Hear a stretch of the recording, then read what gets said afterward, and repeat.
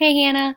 To start off, I really enjoyed reading this, even though it was like an explanation of just processing ideas. You really made it enjoyable to read.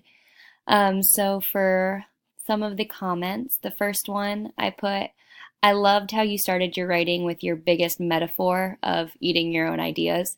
You really hit your agenda with this one. I was extremely impressed with all the different verbs you came up with. I felt like the words were going down into my stomach as I read it. Could this be turned into a poem? It could definitely be like an informative poetry. I read it like a poem. It was really good. The next one I have, this part in the middle, savor each chunk of life, the beautiful and the horrifying, the bland and the exhilarating, the joyous and the wretched.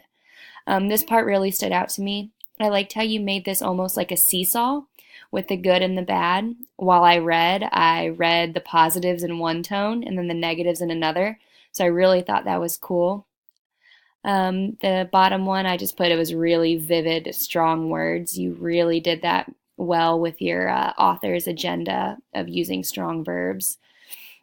And the last one, I said that I really liked your use of spacing on your page.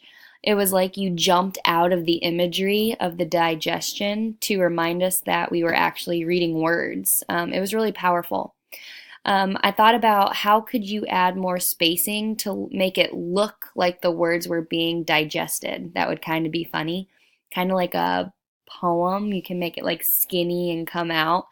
That's just how I saw it. But overall, your agenda, you utilize strong verbs, and at the bottom, your endnotes. I said for the Kittle book, as a high school teacher, I wish I was reading this one after reading your endnotes.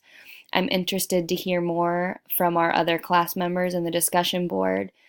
You definitely nailed your agenda with adding the endnotes for your reader to understand how your writing relates back to your instructional strategies. Could you have added more instructional vocabulary, like strategy vocabulary into your writing to tie it into the endnotes? You could, but I was impressed with it. I think you did a really good job. Thanks.